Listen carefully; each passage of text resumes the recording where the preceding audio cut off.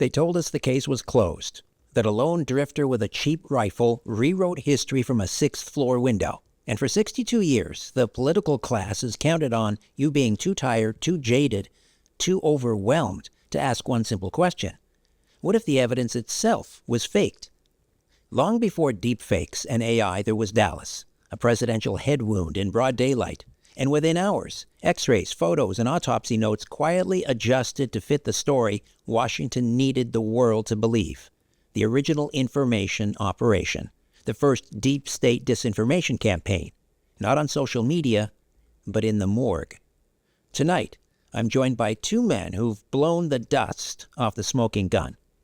Dr. David Mantik, a radiation oncologist and physicist, personally examined JFK's original autopsy X-rays inside the National Archives. His optical density analysis, hard science, not theory, proves the president was struck by a frontal shot, the one the government still pretends never happened. He's the author of The Assassination of President John F. Kennedy, The Final Analysis, the JFK Assassination Decoded, Criminal Forgery in the Autopsy Photographs and X-Rays, and his latest, JFK Was Killed by Consensus. Dealey Plaza was just the final stop. Walter Herbst is a Cold War historian and author of It Did Not Start with JFK, Volumes 1 and 2, which trace how covert intelligence operations, propaganda, and Cold War paranoia converged on November 22, 1963, not as chaos, but as policy. His latest is Last Resort Beyond Last Resort, the JFK assassination, the need to protect West Berlin, and why a second invasion of Cuba never happened. Together, they're not recycling conspiracy theories, they're exposing the blueprint, the original deep fake in flesh and film that birthed the modern deep state and defined how truth would be managed for generations. Because this isn't just about who fired the bullet, it's about who's still firing the narrative. Dr. David Mantik and Walter Herbst, thank you both for being here. Let's begin with Dr. Mantik, if I could. You personally examined President Kennedy's original X-rays at the National Archives. When you looked at them with your own eyes, what did you see that proved almost instantly to you that the official story couldn't possibly be true? Well, you used the word original, and I immediately take objection to that since they are not originals. All three skull X-rays are copies, which I've documented very extensively in my work. So we'll start out with one very simple observation from the X-ray taken from the front, so-called frontal X-ray. Inside JFK's right orbit is a 6.5 millimeter, nearly round object that looks like the cross-section of a bullet. It is the most obvious metallic-like object on that X-ray. When I showed it to my 5-year-old daughter in David Lifton's book, she looked up at me, and I had asked her if she could find the bullet. So she looked up at me and said, well, what's it supposed to look like? And I said, well, it's pretty white. And so she looked back at the picture, and she pointed right at it, no problem. She had no training in radiology. But that night at the autopsy, 3 pathologists, 1 radiologist, and dozens of paraprofessionals looked at this X-ray on the public viewing box, and no one saw it. Are you telling me that my 5-year-old daughter is better than all of them? No, it wasn't there. That piece of apparent metal never appeared in the National Archives. It is not there. It has never been there. It only appeared on the X-ray 5 years later in 1968 in the Clark panel report. That is the first time anybody ever knew about it. So I immediately suspected that something had been added to the original X-ray. And via literally scores of actual data points on that X-ray, I was able to show that it was a fake. It was much too white to be a piece of metal. It was much longer from front to back than all of the mercury-silver amalgams in JFK's teeth. And then I went home, and in my own radiology suite, I used an actual cross-section of a bullet, and I showed how it should have looked. There is no comparison. So the conclusion is very simple. This object was added in the darkroom, almost certainly by John Ebersol, within a week or two of the assassination. He did it in the darkroom. When I spoke to John Ebersol on the telephone years later, I asked him about this object. And we had been talking for about 15 minutes about the autopsy. He had been a little reluctant, but the minute I asked him this question, he's totally, forever stopped talking about the JFK autopsy. Instead, he told me he liked to write mystery detective novels. Well, wasn't that ironic? John Ebersol had created his own mystery that has forever perplexed the so-called experts in this case.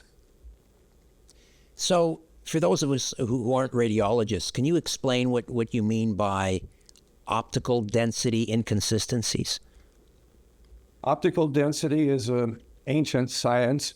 It involves very simply measuring the transmission of light through an arbitrarily chosen point on the X-ray film, and it's given a number that represents the transmission of light through a given point.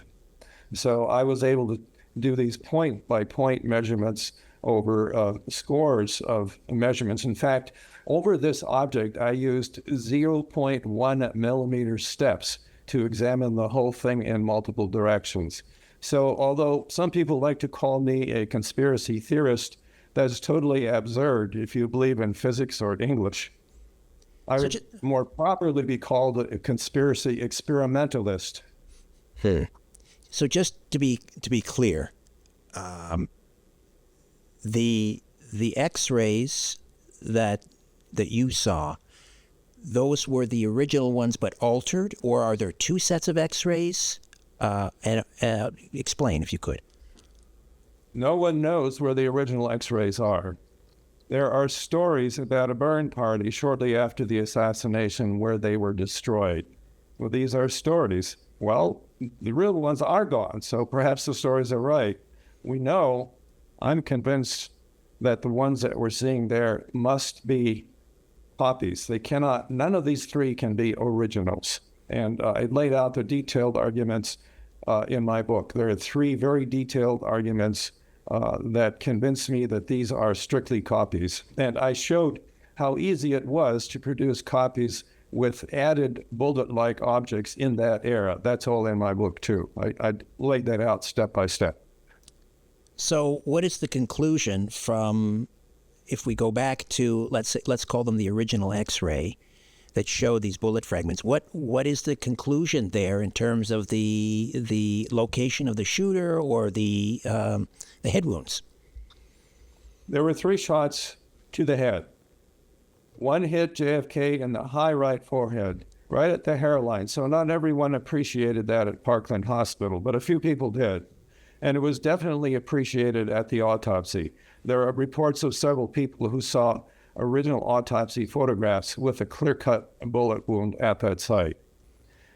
In addition, if you look at the X-rays, you can see tiny metallic fragments at that site, at that exact site, and they're so small they could only have originated from a frontal bullet. These tiny fragments cannot arrive at the forehead from a posterior shot. That's impossible. There was also a shot from the rear near the right occiput. That's the one the pathologist described. I agree with them on that.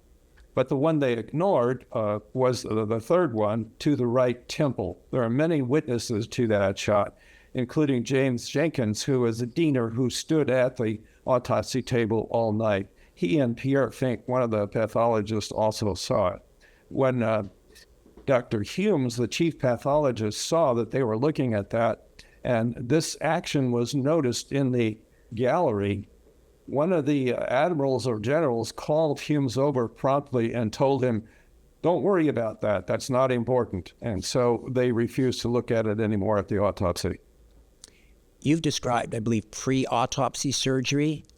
I mean, that sounds unbelievable. Who would have had the access, the motive, the authority to literally perform surgery on the president's body before the official autopsy began? Well, the problem was that there were too many metallic fragments that demonstrated multiple shots. This was way beyond one shot. So they could not have this continue. So we are told quite convincingly that 2 or 3 successive X-rays were taken. This helped the pathologists, especially Dr. Humes, to selectively remove pieces of metal that would have been dead giveaways to more than one gunman.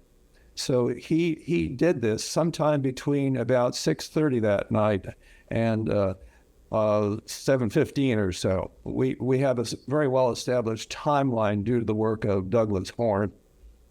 Okay.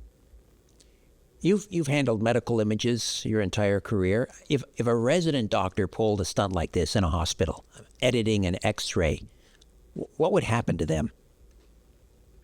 Well, if I were the administrator, I would fire him quite promptly. But this is not something most people think is possible. We know this from this case. Even the so-called experts on X-rays did not even think of this possibility, and that's because they never worked in a darkroom. They were off in an office somewhere reading X-rays, but they never got into the darkroom and saw how the technologists actually did the copying of the X-rays. That key piece of experience was missing from them, and so they just overlooked this possibility. So it sounds like you're saying, getting back to the autopsy team, there was some coercion there. Were they complicit, or were they just confused? In other words, did they lie, or were they lied to? Well, they did lie, and here's a good example of that. Just before the Clark panel made these X-rays available to the public, the pathologists had the opportunity to review them privately. And then they wrote up a report, and in the report they stated quite clearly, there is no bullet seen on these X-rays, nor is there any portion of a bullet on these X-rays. Well, that was a whole-scale lie, because very shortly afterwards, when we saw these publicly, we could see this 6.5 millimeter object. They had simply lied about it. But we also know they lied about the photographs of the brain. The photographs of the brain are not those of JFK. This is some stranger's brain. This is all discussed extensively by Douglas Horne during the Assassination Records Review Board in the 90s, and my dozens or hundreds of actual optical density measurements prove that the brain was largely missing from the front of the X-rays, but in the photographs, it's mostly there. So that doesn't make any sense, and that's because it wasn't JFK's brain. So the pathologists lied about that too. That's not just an error. How do you substitute the wrong brain in a case like this? That's not possible. That was a deliberate act. Is that why the what was left of the brain was removed and sort of was disappeared, because they were afraid that someone might be able to match the photos, or not be able to match the photos of the brain to the actual brain? Well, if they had submitted the real brain of JFK, again, it would have been given away. They should have sliced it in a coronal section, that is from side to side all the way through, so they could track the bullet or bullets. That's customary. And officially, they did not do that, although unofficially, we have witnesses who said they actually did it to JFK's brain, but all of that disappeared, of course. So they could not allow that in the evidence, or we would all know that it was a conspiracy. Getting back to these X-rays, I mean, I'm not an X-ray technician, I'm not a radiologist, but to someone who is trained in these areas, would you be able to show them these X-rays and they would come to the same conclusion? Oh, sure. Michael Chesser has been there to examine them. Yeah, he agrees with me. Michael Chesser is a neurologist who's been to the National Archives on several occasions. He read all of my work, and then he went there, and he agrees with every conclusion I've made. So the truth, or the lie, I suppose, in this case, is hiding in plain sight. Well, it is, but you have to know what questions to ask. And the experts just didn't have the right experience to do this. Wow. Let me move over to you, Walter. The Warren Commission is often portrayed as well, some people say, oh, they were naive but well-intentioned. From your research, were they duped, or were they, let's call them the delivery system for a lie that was designed, I don't know, in Langley or the Pentagon? I think it's pretty clear that the Warren Commission's objective was to prove that Lee Harvey Oswald did it by himself and that no one assisted him. And when you think about it with what Dr. Mantik just said, how simple it would have been to say there were two shooters, one got away, shot from the front, shot from the back, and all would have disappeared. We wouldn't be having this conversation. But there are a couple of things about Lee Harvey Oswald that are important, that explains, I think, why they had to have this cover-up after the fact. First is, why didn't the United States invade Cuba after Oswald was arrested? They learned that he was a Russian defector, communist, came back to the United States with a Russian wife, went to New Orleans, handed out leaflets on the streets of New Orleans, pro-Castro, was arrested in one of those with Carlos Bringuer in one of those altercations, appeared on a radio talk show promoting Fidel Castro. But it goes beyond that. He went to Mexico and he met with a fellow named Kostikov, who was Russian at the Russian embassy, who was a Russian assassin, Department 13. And then he came back to the United States, and on November 9th, in Ruth Payne's house, who his wife, Marina, was living with their kids, was living with Ruth Payne, he wrote a letter to the Russian embassy where he said he met with Kostikov. He called him Kostin. He misspelled it, which he had a trouble with spelling, right? So that went to the Russian embassy, and what he wrote in that letter was, I had to leave Mexico City early because if I had stayed, my visa was up and I would have had to use my real name. And therefore, I could not get to Havana and complete our business. Now, when the Russian embassy got this letter, they handed it immediately to the FBI. Okay, now, in addition, this fellow Kostikov,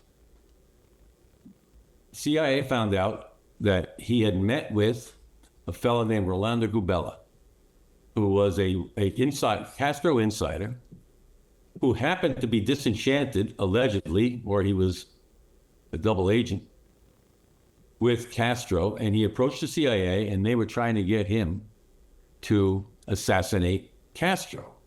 And on the day of the assassination, he met with Desmond Fitzgerald of the CIA and was handed a rifle, syringes and stuff to kill Castro.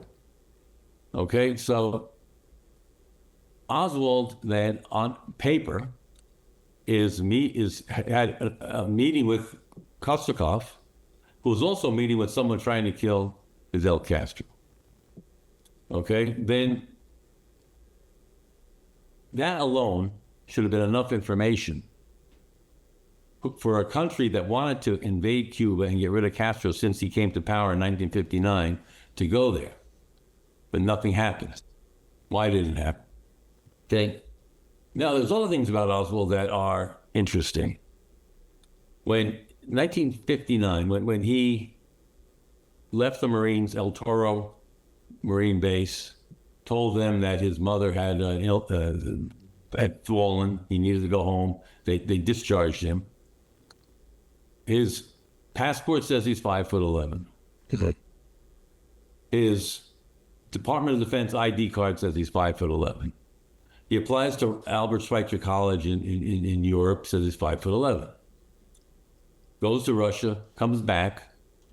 Every job he applies to, he says he's like 14 jobs, he says he's 5'9". The only time he says he's 5'11" is when he has to renew his passport and has to match the old passport height. The autopsy says he's 5'9". Richard Helms was, I think, assistant chief head of the CIA at the time, was so concerned by this, he wanted Oswald's body exhumed after the assassination, after Oswald was buried. He contacted the FBI and he said, "Could you go back and check with Dr. Rose, who did the autopsy, I think, of Oswald at Parkland, and various people, and see, did he have a scar on his wrist because Oswald allegedly tried to commit suicide, and tried to get confirmation that this was really Oswald?" It wasn't. Okay? Or, excuse me, I think it was. I don't think it was. I mean, there are those that think that an imposter Oswald went to Russia. I think it was the same Oswald. They just doctored his El Toro documents to make him seem like 5'11", because I think that, not with the assassination in mind, but I think they brought him back thinking they could use him for some kind of anti-Russian, anti-Cuban operation, which morphed into him becoming a patsy for the assassination. So I think there's enough supportive information to understand why they would doctor what Dr. Mantik was talking about, the autopsy, to prove that it was Oswald alone. Right. This question, both of you can address. The Zapruder film shows this violent backward motion, something every viewer can see with their own eyes, except apparently, the news at the time, the news coverage at the time. I mean, how did Dan Rather couldn't see it for some reason, and how did the government convince generations of Americans to ignore what was literally playing on TV screens? Well, they didn't release the Zapruder film until Jim Garrison's 1968 investigation into the assassination, when Robert Gruder appeared on Geraldo Rivera's show to show it to the nation for the first time. And I can't remember, maybe Dr. Mantik remembers what year that was. It was probably 69, 1970. In the 70s. Yeah. Yeah. So I think that the point was they could keep this hidden for the longest time. Okay, Life magazine, I think Paul Mandel was the writer of the article, said that JFK turned around and faced the sniper's nest in the depository building and waving, which we know didn't happen. Now, how did you get a writer for Life magazine who had bought the rights to the Zapruder film and locked it away because they didn't want to show the nation how horrific JFK's death was? How did you get Paul Mandel? If you really want to be a conspiracy theorist, Paul Mandel was dead within a year. Doctor, go ahead. Sorry. Yeah, no, that's fine. Go ahead. Dr. Mantik, did you have any thoughts on that? Well, yes, I do. There were two people that weekend who saw the Zapruder film and said that JFK went forward after he was hit. It wasn't just Dan Rather, but Deke DeLoach, high up in the FBI, also reported the same thing. And I would challenge you to find any Dealey Plaza witness who was interviewed shortly after the event and was asked, "Did you see JFK's head go rapidly backward?" You cannot find any such witness anywhere. The head snap that you mentioned is an artifact of film editing. Frames were cut out in order to remove critical evidence of multiple shots, and they were handicapped. There was nothing more they could do except to accept this artifact and leave the impression of a shot from the front. Their hands were tied. That was the best they could do in the short time they had to manipulate the film. Yeah. If I can add just one more thought to that, if it's okay. Yes. The evidence that they found in the depository building, I mean, understand that first, it wasn't long after the assassination that J. Edgar Hoover said 3 shots were fired, 1 hit Connolly by himself, and 1 hit Kennedy in the back, and 1 hit Kennedy in the head. Okay, and fine. That stayed that way until they found out that James Tegg, a bystander, was hit by a stray bullet. Right. Well, not by a stray bullet, but hit a curb, and a splinter from the curb hit him in the cheek. So now they were reduced to 2 bullets that had to do the damage, and they had to come up with an explanation for why that was done. Now, meanwhile, they said they found 3 shells on the 6th floor. Well, they really didn't. The Warren Commission photo of the 6th floor shows 2 shells and a live round. And if you follow the transfer of evidence, the Dallas police took it, and they said they had two shells and 1 round. Transferred it to the FBI, who in their documentation said the same thing. Even J. Edgar Hoover said 2 shots and a live round. Until this James Tegg thing came up and everything else. And all of a sudden, they needed a 3rd bullet. And I think it was Captain Fritz, someone in the Dallas Police Department, Captain Fritz, who had one in his pocket. He said, "Oh, yeah, I picked this up, sorry." And he sent it.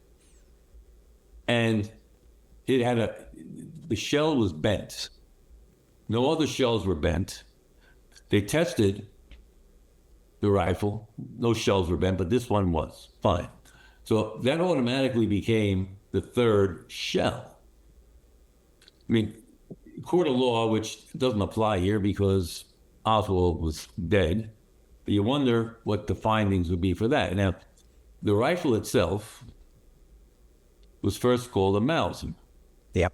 Now, that could be just honest error, right? You have to keep that in play as an option. But this was 1963 Dallas. The police were well versed in weapons. They had one police officer, I can't remember his name, Seymour might have been his name, but it's not important, who had previously owned a sporting goods store and signed an affidavit that this was a Mauser. And he gave all explanations for what he saw with this rifle. Well, nothing changed until they tracked down the fact that Oswald owned the Manlyncher Carcano rifle. And then there was no affidavit signed. There was no correction. There was nothing. And the weapon became a Manlyncher Carcano, and that was it. So by itself, it means nothing. But I think when you put it all together, there was a concerted effort to blame Oswald by himself and to ensure that all the shots came from the rear. The Secret Service removed JFK's body from Dallas against Texas law. Why was that such a crucial step in controlling the narrative? Well, Dr. Rose, the forensic pathologist in Dallas, was an honest guy, and he would have reported the real facts of the case. So that could not be allowed. It had to be covered up at a military institution where the higher officials could make it come out however they needed to. And who had the ability to order the X-rays altered? I mean, how far up the chain would that order have come, do you think? Well, James Rowley was the head of the Secret Service. We don't have any evidence that he was issuing orders that night, but I suspect that someone like him must have been doing that. It's hard to imagine John Ebersol, the radiologist on scene, doing this on his own authority. In fact, John Ebersol was ordered by the Secret Service later on that month, within a week or two, to go back to the White House to re-examine the skull X-rays. So the Secret Service was ordering John Ebersol around. Well, that means Rowley, the head of the Secret Service, must have been issuing those orders. Unfortunately, we don't have any proof that Rowley was issuing orders that night. What we do have, though, are statements from Rowley that he immediately recognized that this was the work of a conspiracy. He did not believe in the lone gunman. Walter, let's talk about the Cold War, because your books, you argue the assassination was less about a man and more about a policy. The Cold War status quo, maintaining that. What specific decision of Kennedy's made him let's say, intolerable to the national security establishment? There's a series of them. Just as some background, late 1940s, George Kennan was a American diplomat in Russia. And he was asked by Roosevelt to just give me an explanation for what's so dangerous about communism, the Russians. He sent him a 5,000-word telegram. And he basically said their objective is to get rid of us, wipe us off the face of the earth, and spread communism around the world. Right? So Kennedy, from the minute he became president, was considered a liberal, rich northerner who was not going to support what a lot of people, let's say with the radical right or the right wing, wouldn't call them radical right wing at the time thought, which was that communism was the enemy and had to be eradicated.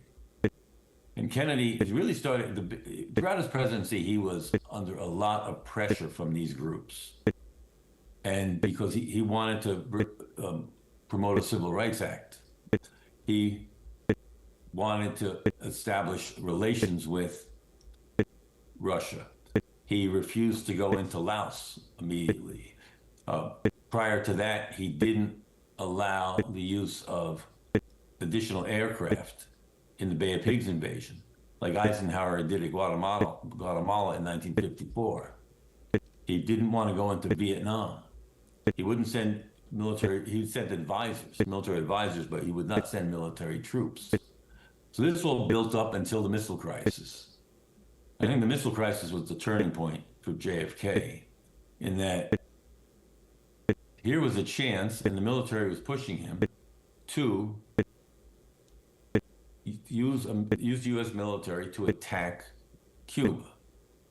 He was reluctant previous to that because he would have to get the Organization of American States behind what he was doing. But here, Russia was putting missiles in Cuba, and we had a right to get rid of them. But he didn't do it. And what he wound up doing was he swung a deal with Khrushchev where he would remove missiles from Turkey, our missiles, unilaterally agreed to remove missiles from Italy, and he agreed to never invade Cuba. These were things that were very, very costly to him. Now, this riled up his opposition throughout 1963. 1963 is critical. I don't think prior to the missile crisis, they were thinking about killing him. But during 1963, he went on television with Walter Cronkite invading. The Vietnam War is their war. It's not ours. He signed the test ban treaty with the Russians, which most people just were against because they thought you couldn't trust the Russians to comply with the requirements of any treaty. And he gave the American University speech in June. This is all in June, really. That said, he basically said things like, we share the same air, we share our children's future, we should be able to get along. No one thought you'd get along with the Russians. Okay, so meanwhile, you had Cuban exiles who wanted their country back and saw JFK walking away from it. After the missile crisis, he had agreed he started arresting Cuban exiles, the right wings like Alpha 66 and those kind of groups, who were still carrying sabotage raids against Jerry Patrick Hemming, Frank Sturgis, people like that. Stand down or we're going to arrest you. Okay, now meanwhile, there was a guy named Paulino Sierra who was putting together, call it a right-wing Cuban exile group, more Batista supporters, who had mafia backing, who were looking for a reason to invade Cuba, and possibly they were thinking of assassinating President Kennedy as something that would be a catalyst. If you could blame it on a Cuban, which brings what Oswald was up to, or what people were manipulating Oswald to do. Right? But there was a third group too. It was a Eurocentric group Leaders at the CIA like James Angleton, even Alan Dulles, who was gone from the CIA at the time, but still kept his foot in the door. William Harvey, European fascists and monarchists, French OAS officials, officers who were looking to overthrow de Gaulle, that wanted to get rid of Kennedy for a different reason. This the basic premise of my book is this, that when everyone else was trying to kill Kennedy because to initiate an invasion of Cuba, there was this group that had roots in Germany, CIA after the war, that wanted to prevent that invasion of Cuba because it would have led, most likely, to the Russians taking over West Berlin, could have led to an invasion of Western Europe, and resulted in World War III. So it's a little contradictory to what a lot of people think. Yeah. But after years of research, I've come to that conclusion, and there's a lot of evidence supporting it. And even you had Harold Macmillan, Prime Minister of England, who thought, well, was Khrushchev's attempt to put missiles in Cuba just a decoy to try and get the United States to trade Cuba for Berlin? So that's where the title of the book comes from, as far as the importance of Berlin. Berlin was very important to what was going on, and it doesn't get the credit it deserves. I've never heard anyone make that connection before. What would have happened geopolitically if Americans had realized a frontal shooter existed, possibly tied to a conspiracy? Both of you can address that if you'd like. Personally, I don't think it would have created a problem. I think even if one got away, all the evidence would have fit. Because the evidence does fit the two shooters. The people at the site half of them ran to the front. The ballistics evidence proves that there was two shooters, as Dr. Mantik points out. So I think, I'm not sure why that was so important, but I think maybe something went wrong that day. And they knew Oswald. I mean, Oswald was an agent when he went to Russia. And God knows what else he was really involved in throughout his stay. Was he infiltrating groups in the United States? It possibly was. And I think that with his arrest, and even the killing of Tippit, there's a lot of questions about. You know, and how does a second Oswald wallet wind up at the Tippit murder scene when Oswald's arrested at the Texas Theater with his wallet in his back pocket? And both of them have in there his DOD ID card, his A.J. Hidell ID card.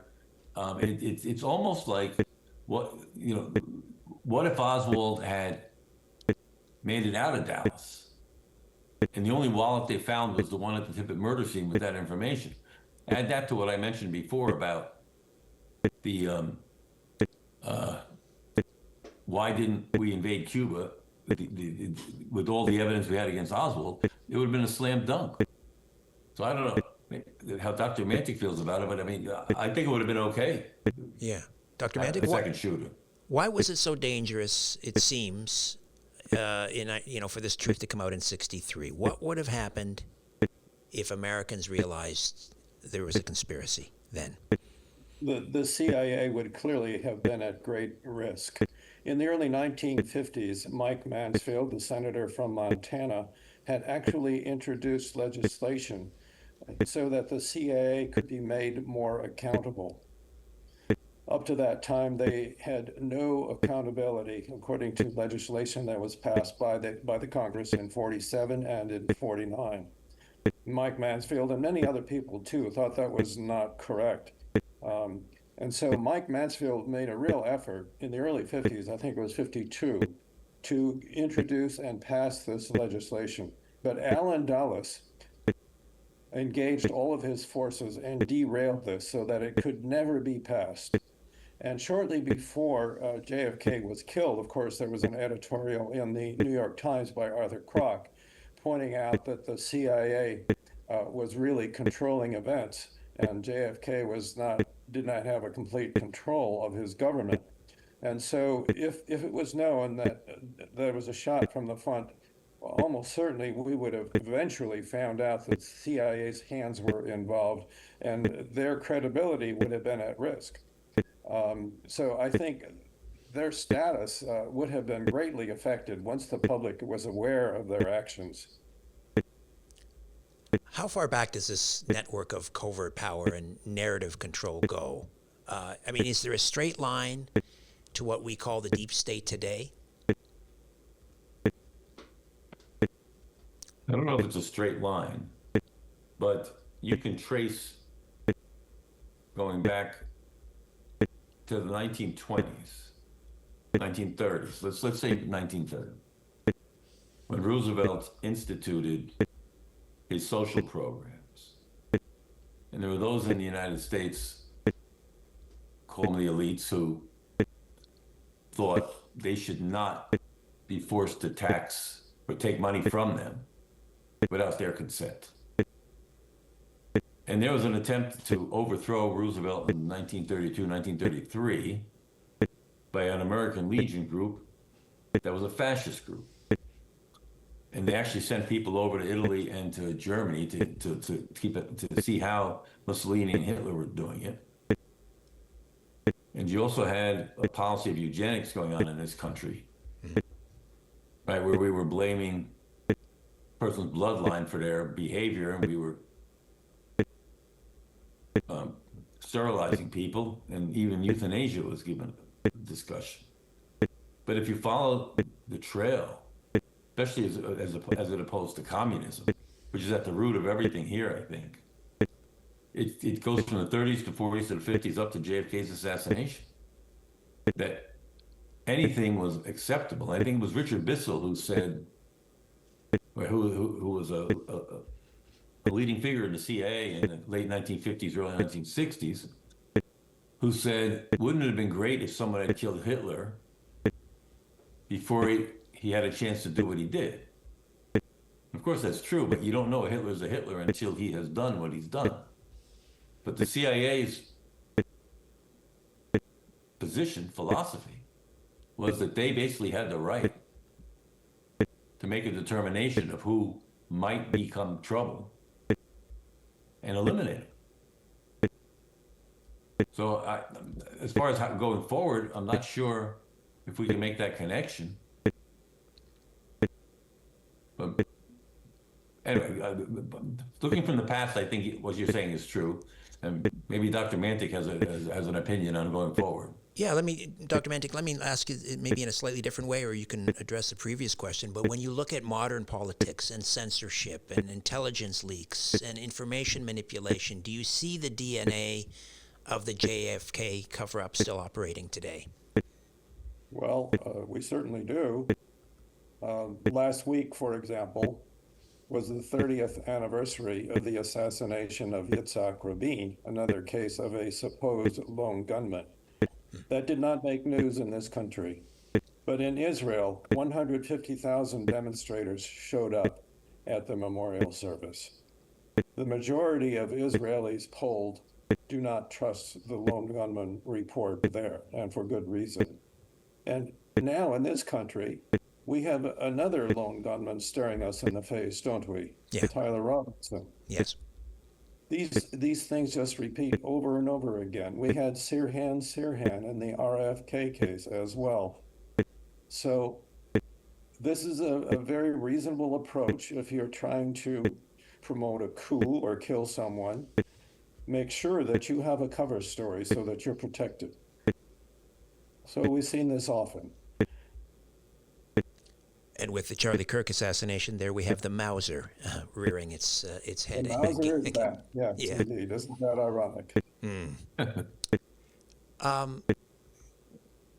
With AI, and I'll ask you first about this, Dr. Mantik. With AI and deep fakes everywhere now, I mean, your research sounds prophetic. Would you say the JFK assassination was the first deep fake in American history?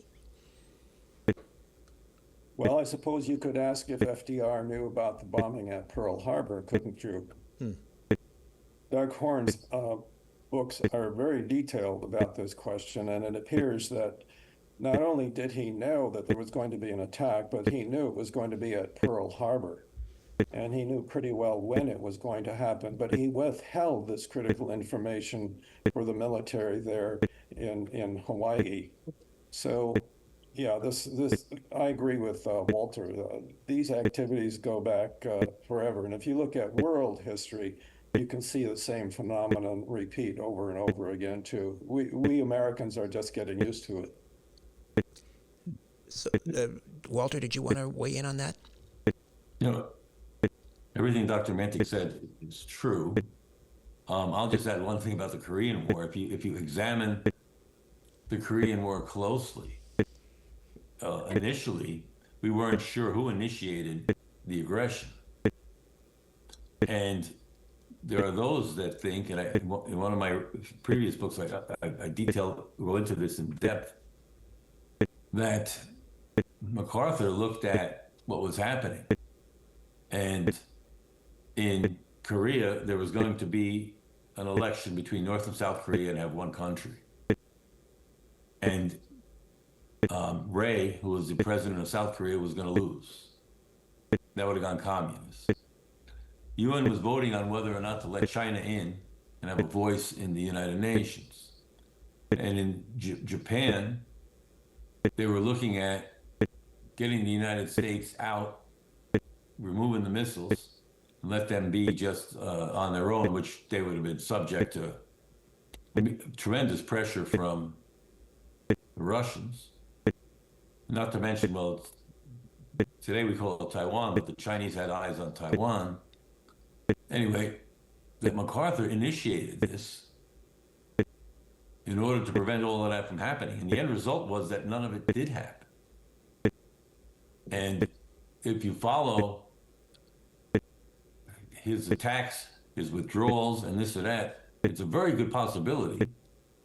It's not an assassination, but that he just forced his will on what he thought was right. And not just him alone. You have to say the Joint Chiefs were involved in it too. So I think there's an example after example after example where we do what a reasonable person would say was wrong, but in the name of anti-communism, it can be justified, or was justified. To both of you, why is it, I mean, after decades of ridicule, why are so many Americans suddenly willing to reopen this case? It suddenly feels different, like we're actually starting to, I don't know, move the needle forward a little bit with this after a long, long dry spell, let's say. Well, of course, Oliver Stone's movie was a critical trigger to move things in this direction. The release of documents, which have trickled out now over decades, slowly have been to expose the whole features of this case. It's like a jigsaw puzzle where we're finally getting enough pieces to sense what the overall picture is. It took a while to get to that point, and we still don't have all the pieces, but we have the vast majority of them.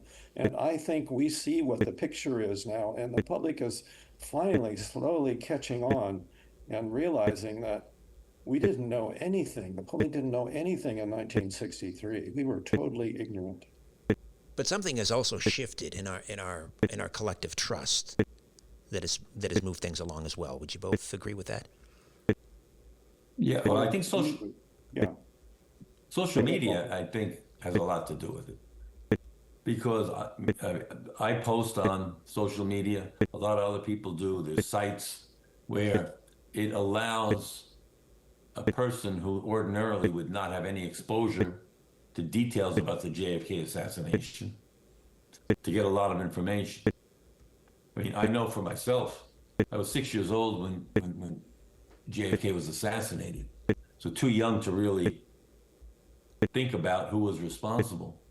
And it took until I was in my 20s when Dr. Mantik will appreciate that a neighbor of my father's handed me David Lifton's Best Evidence book to read. And I read that and I was like, my God, it was like eye-opening. And I think from a lot of people have not had the chance to just even ponder what the questions that we've raised here today, and some of the questions that have been for decades. And now with social media, they can see it. They can spend 15 minutes in the evening and see what's going on at a certain sites. And you may not agree with everything, but there's a reason to keep this an open investigation. And if Congresswoman Luna's committee or attempt to create an investigation and the release of documents goes a long way to also putting some focus on the importance of this. I'm going to call this the rapid fire round. No pun intended. Just looking for quick answers.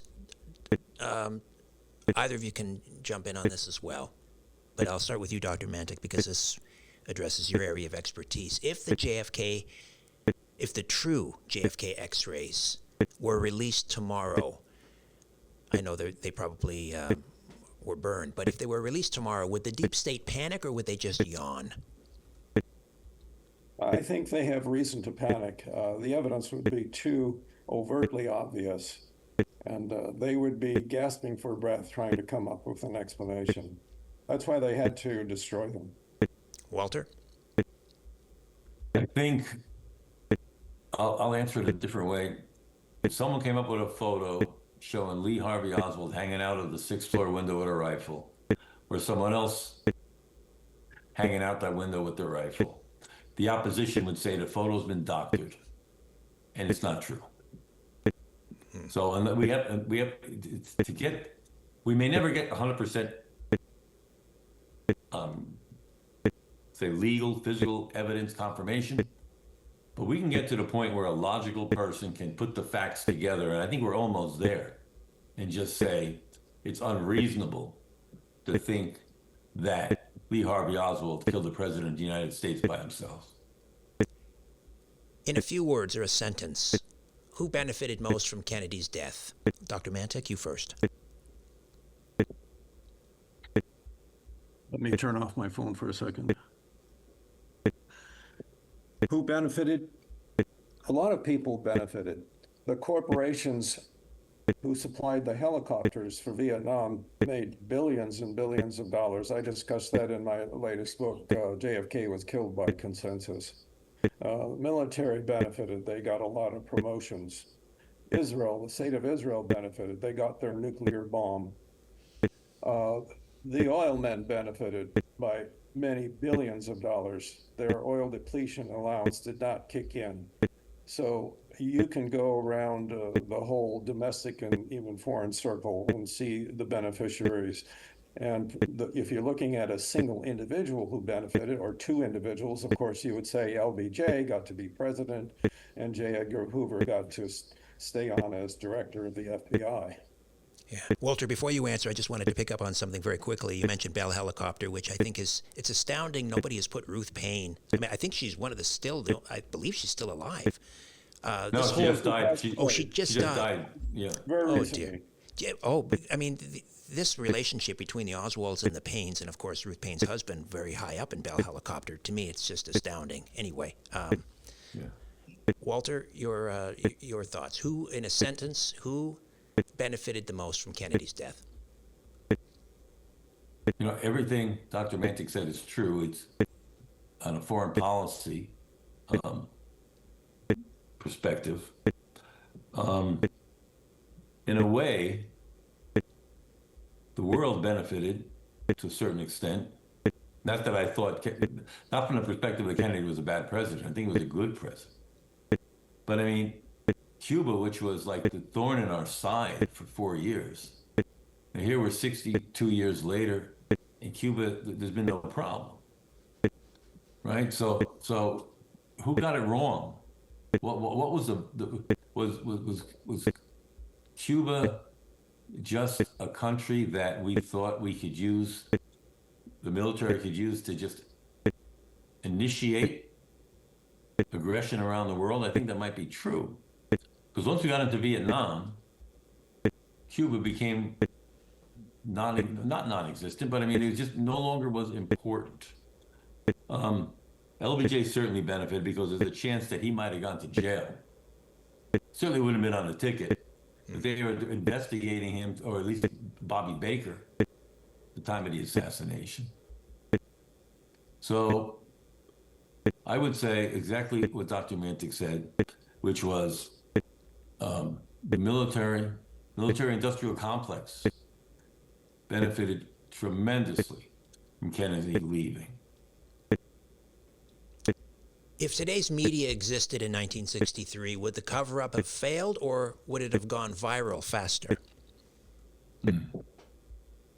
Well, if you're going to do that, add in, if everyone had a cell phone at Dealey Plaza,